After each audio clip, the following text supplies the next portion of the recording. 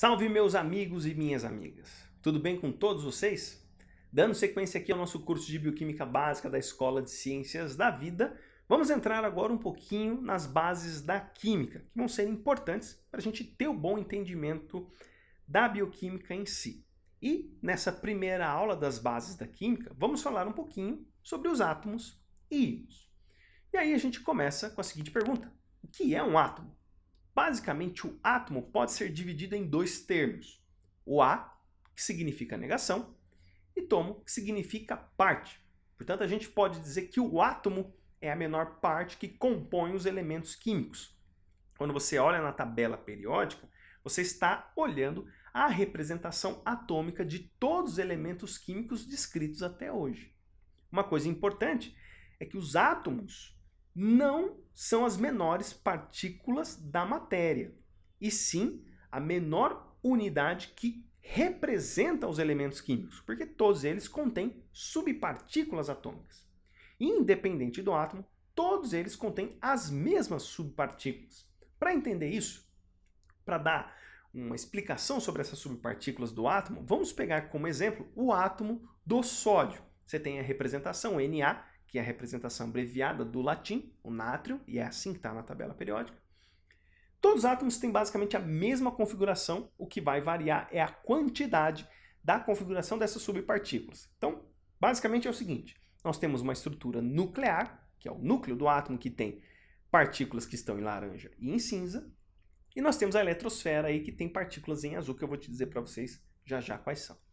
Você percebe que a eletrosfera ela tem várias camadas, até a gente chegar na última camada, que é chamada de camada de valência, onde a gente tem a quantidade final, né, da distribuição dessas partículas na eletrosfera.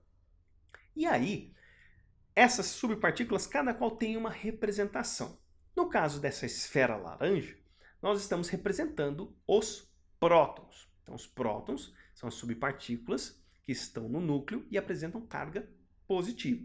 Existe uma certa quantidade de prótons no átomo de sódio, que no caso são 11. Os prótons, em especial em relação às outras subpartículas, eles correspondem ao número atômico, que a gente vai chamar de Z, que é o número que define o átomo, ou seja, a quantidade de prótons vai definir aquele átomo. O sódio tem 11 prótons e apenas 11 prótons. Se nós tivermos 12 ou 10, já não é mais sódio, e sim outro elemento químico. No caso das esferas cinzas, nós estamos representando os nêutrons, que não possuem uma carga efetiva. No caso do sódio, ele possui 12 nêutrons. E veja que tanto os prótons quanto os nêutrons estão contidos no núcleo. Ambos podem se somar para dar origem à massa daquele átomo. Então, a massa do sódio é igual a 23. Por quê? Porque a massa do próton é igual à massa do nêutron. Somando as duas massas, então 11 mais 12 dá 23. O que significa esse 23? Significa que se nós pegarmos 23 gramas de sódio, nós teremos uma quantidade específica de átomos de sódio. Mais precisamente, 6,02 vezes 10 elevado a 23 átomos, ou 1 mol deles, tá bom? E aí, por fim, nós temos essas esferas em azul que correspondem aos elétrons, e ele tem uma carga negativa. Os elétrons, no caso do átomo sódio, são 11 também, e eles apresentam uma massa desprezível. Então a gente não usa os elétrons para contar na massa final do elemento químico. E uma coisa extremamente importante, que na tabela periódica o número de elétrons é sempre igual ao número de prótons.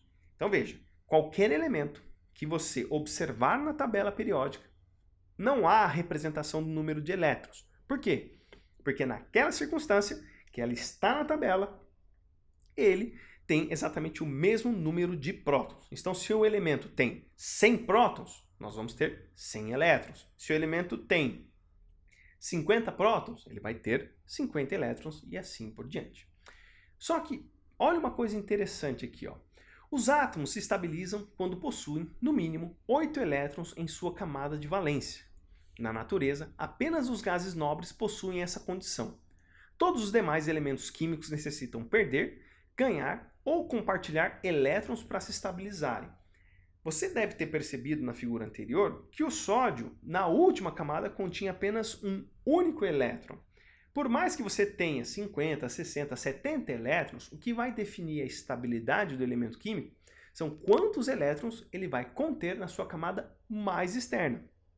E os únicos que contêm 8 elétrons na camada mais externa são os gases nobres. Os demais precisam perder, ganhar ou compartilhar para criar essa estabilização. Eu não vou ficar dando enfoque nesse aspecto, porque isso já é um tópico mais voltado para a química de um modo geral, e aqui a gente só está fazendo um recorte, tá? Então vamos aqui falar o que são os íons. Basicamente, são os elementos químicos que apresentam teores desiguais de prótons e elétrons para obterem a estabilidade eletrônica. No caso dos íons, nós vamos dizer que nas células os íons são sempre formados em meios aquosos.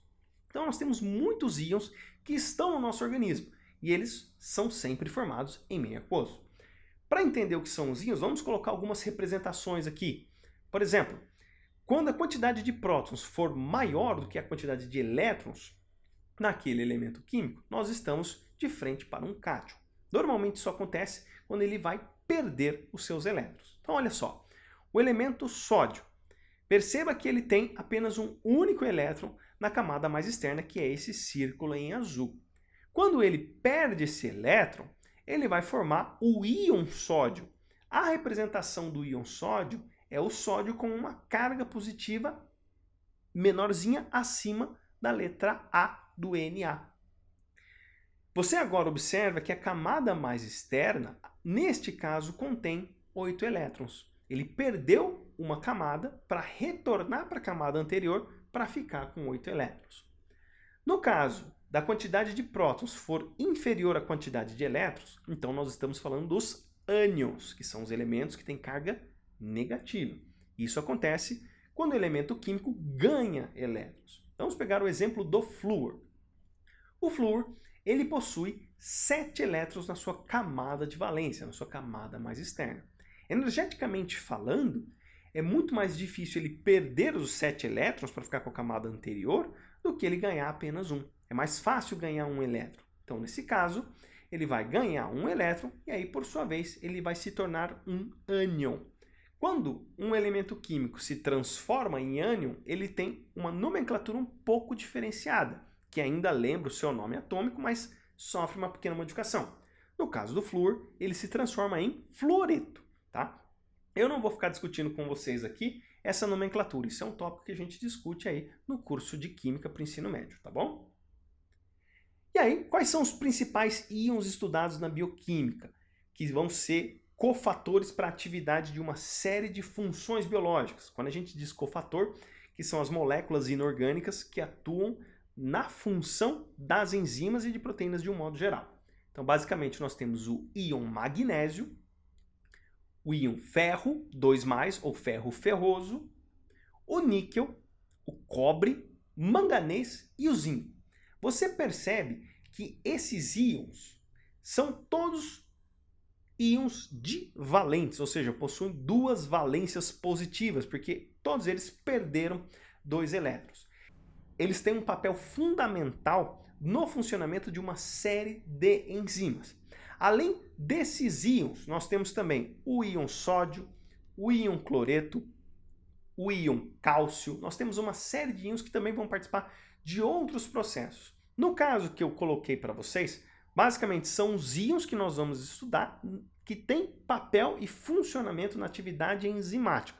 Os outros demais íons, eles têm mais funções biológicas que a gente vai focar especificamente na biologia celular e na fisiologia. Beleza? Então é isso aí. Então, se este vídeo lhe ajudou, passe a caridade adiante e ajude você a outras pessoas da maneira que você julgar melhor. Um grande abraço a todos, fiquem todos com Deus e até os próximos vídeos, se Deus quiser.